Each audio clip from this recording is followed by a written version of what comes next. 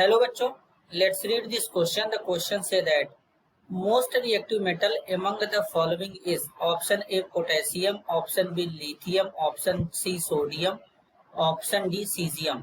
तो सबसे पहले समझेंगे बच्चों की कॉन्सेप्ट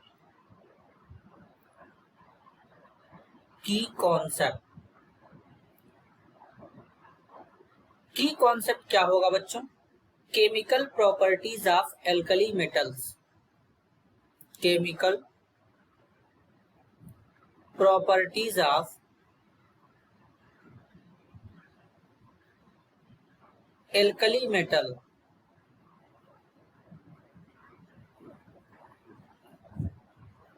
तो सबसे पहले बच्चों यहाँ पर एल्कली मेटल के बारे में समझेंगे। एल्कली मेटल जो होते हैं बच्चों, ये बहुत ही ज्यादा रिएक्टिव होते हैं। The alkali metals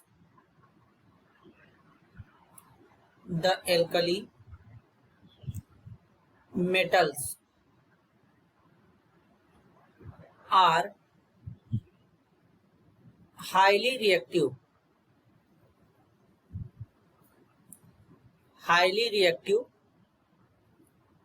due to their large size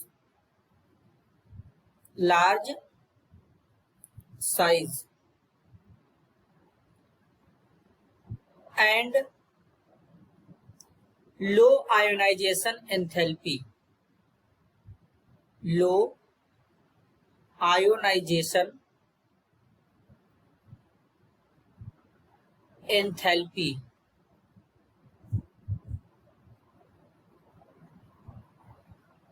The reactivity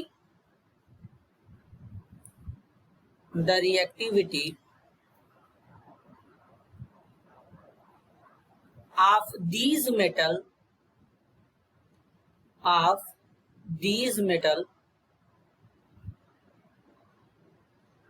these metals increase down the group.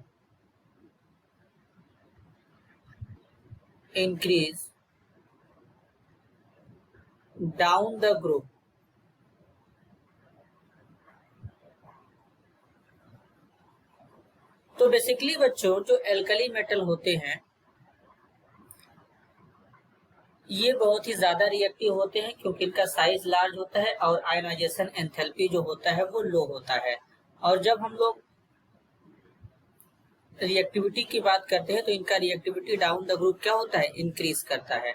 अब जैसे कि यहाँ पर बच्चों है lithium, sodium, potassium, rubidium, caesium.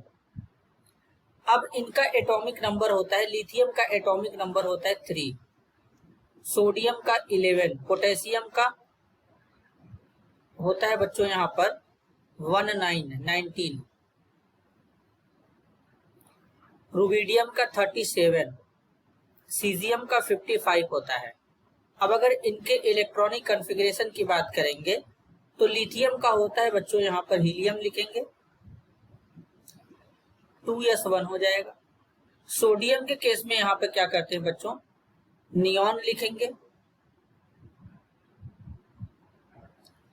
और यहाँ पर हो जाएगा 3s1। फिर इसके बाद बच्चों यहाँ पे क्या होगा? पोटेशियम के केस में होगा आर्गन, पोटेशियम के केस में होगा बच्चों आर्गन और यहां पर लिखेंगे 4s1। रुबिडियम के केस में होगा बच्चों क्रिप्टन, फिर यहां पर होगा बच्चों 5s1। सीजियम के केस में होगा बच्चों जिनॉन और यहां पर हो जाएगा 6s1। इस तरीके से ये इनका इलेक्ट्रॉनिक कॉन्फ़िगरेशन होता है बच्चों। सबके वैलेंस शेल में एक इलेक्ट्रॉन होता है। जब लिथियम से सीजियम की तरफ चलते हैं तो एटॉमिक साइज इंक्रीज करता है। अब बेसिकली एटॉमिक साइज इंक्रीज करने का मतलब होता है कि आयोनाइजेशन एंथैल्पी क्या हो जाएगा? लो हो जाएगा। अब जैसे आयोनाइजेशन एंथैल्पी का मतलब होता है कि कोई आइसोलेटेड गैसियस एटम होगा, इसके वैलेंस शेल में से एक इलेक्ट्रॉन को रिमूव करेंगे और एक इलेक्ट्रॉन रिमूव करने के लिए जो अमाउंट ऑफ एनर्जी प्रोवाइड करते हैं उसे आयोनाइजेशन एनर्जी कहते हैं, और ये गैसियस कैटायन में कन्वर्ट हो जाएगा इस तरीके से बच्चों। तो लिथियम से सीजियम की तरफ चले तो साइज इंक्रीज कर रहा है। साइज इंक्रीज करने का मतलब सीजियम का जो हमारा साइज इंक्रीज कर रहा है, मतलब इसका आयोनाइजेशन एंथैल्पी कम हो जाएगा, क्योंकि जो एटॉमिक साइज होता है बच्चों, एटॉमिक साइज जो होता है ये रेसिप्रोकल होता है आयोनाइजेशन एंथैल्पी के। आईई का मतलब होता है आयोनाइजेशन एंथैल्पी। अगर एटॉमिक साइज बढ़ेगा तो आयोनाइजेशन एंथैल्पी क्या होगा, डिक्रीज कर जाएगा। तो इस केस में जो एलिमेंट होगा इजिली इलेक्ट्रॉन को रिलीज कर देगा। तो यहाँ पर जो मोस्ट इलेक्ट्रोपॉजिटिव एलिमेंट होगा वो कौन होगा बच्चों, सीजियम होगा। तो करेक्ट आंसर होगा ऑप्शन डी, सीजियम हमारा मोस्ट इलेक्ट्रोपॉजिटिव भी होगा, मोस्ट रिएक्टिव भी होगा, क्योंकि इजिली इलेक्ट्रॉन को रिमूव कर रहा है। This is your answer. I hope you understood it well. All the best.